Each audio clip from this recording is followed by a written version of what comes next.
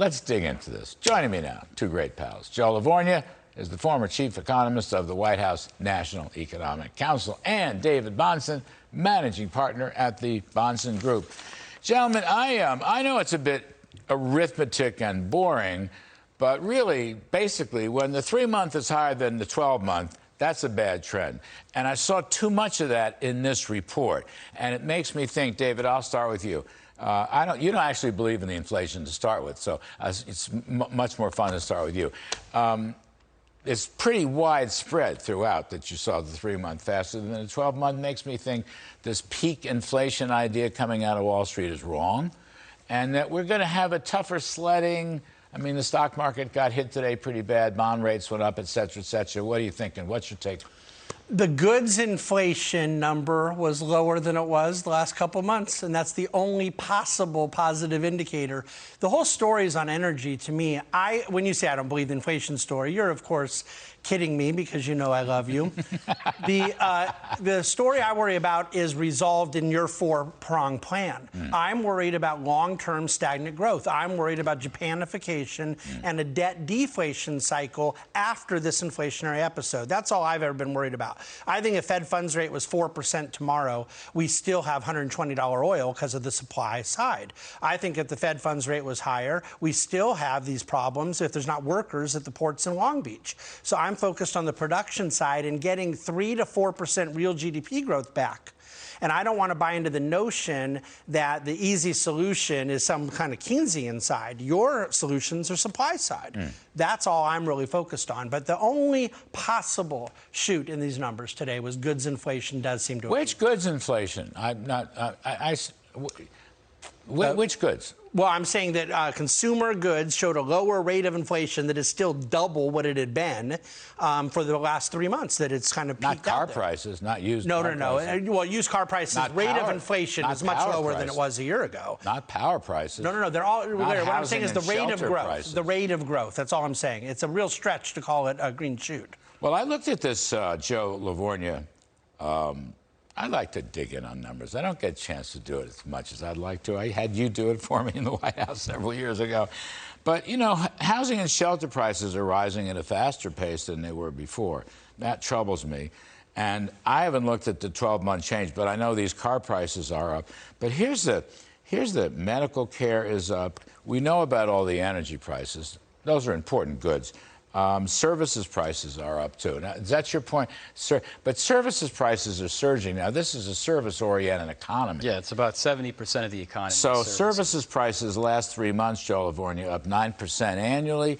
The prior 12 months, 5.7. That's a gigantic leap. If you took out energy from that, you're still at 8 versus 5.2. Yeah. I don't want to turn off my viewers and, get into all this stuff. But numbers do matter, and the innards of this report are terrible. What you're saying is that the momentum is higher because of the 3-month change. The short-term momentum is greater than the longer-term trend. Wrong? No, that's correct. Am I misreading that? No.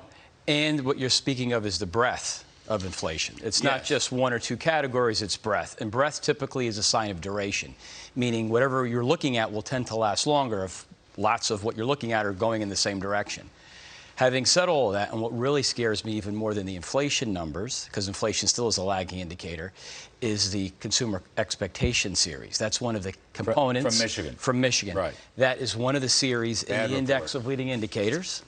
There's only one other time. It's a reading of 50. Coming down. Well, I'll give you an example. It is the second lowest reading in the history of the report. Ooh.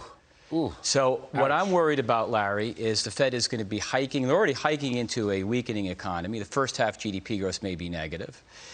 Inflation's high. They're going to be hiking into a slowing economy. What about the Hotlanta Fed GDP? It's up, what did I say, 0.9? Yeah, it's 0.9. Well, here's the problem. This gets to what David was saying, and that is that you could have a very inflationary cycle now, but a year or so forward, you could have a deflationary cycle because if the Fed's going to be hiking as the economy is slowing, you've got all this demand destruction coming from inflation. I mean, the Fed is in the worst possible place it could be in. And, of course, it was compounded, as you said, by the regulatory and fiscal policies. Well, they deserve it because they threw in with Biden a year and a half ago. The Fed, you know, Jay Powell went up there and rah, let's have a big fiscal policy where the economy's on the verge of recession. No, it wasn't. When you left Washington and others, it was 6.5% growth.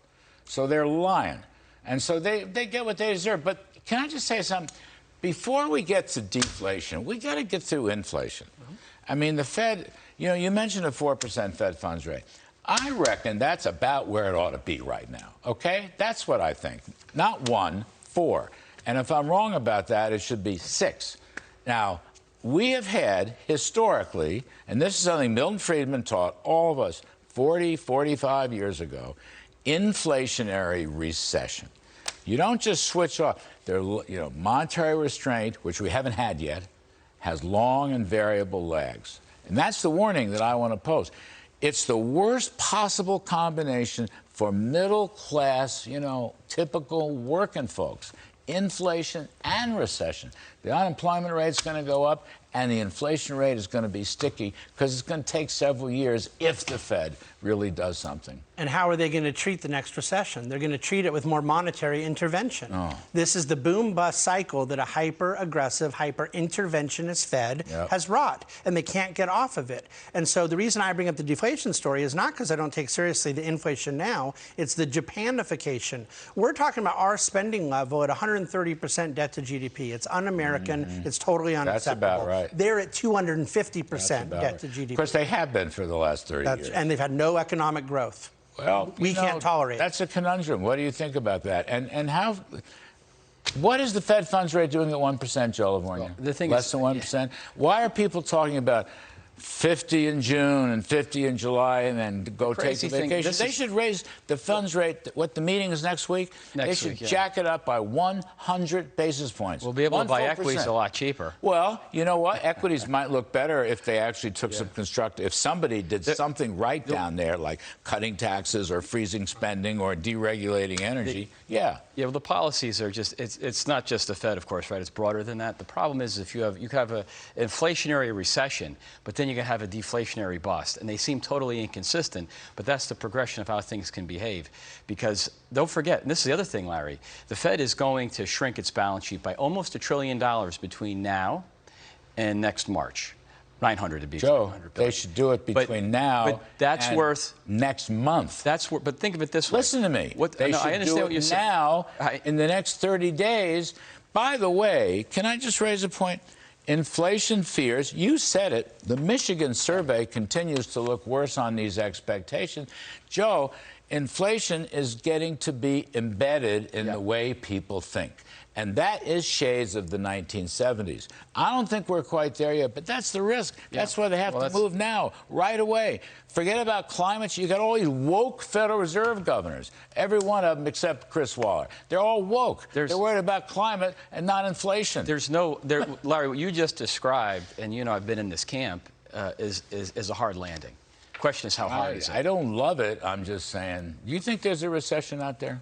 I think that a recession is likely coming. It's just not helpful in markets to try to time it because you don't know what the magnitude will be, you don't know when it comes, and you don't know what's already priced in. So I'm just simply focused from an investor standpoint, market standpoint, at finding high quality, get as short duration as you can in your equities. Don't buy stuff depending on multiple expansion. I don't think you'll get multiple expansion for the rest of the decade. There's a classic rotation into value, dividends, things like that. Energy, we need big energy policies. Buy on the way down. Buy on the way down. Hope the cavalry knows what the hell it's doing when it gets to Washington. It's another segment. I can't. These guys want me to get out of here. Joe Lavorgna, David Bahnsen, buy on the way down. Hold it for the next 50 years. Today's a bad day. Anyway, thank you, gentlemen.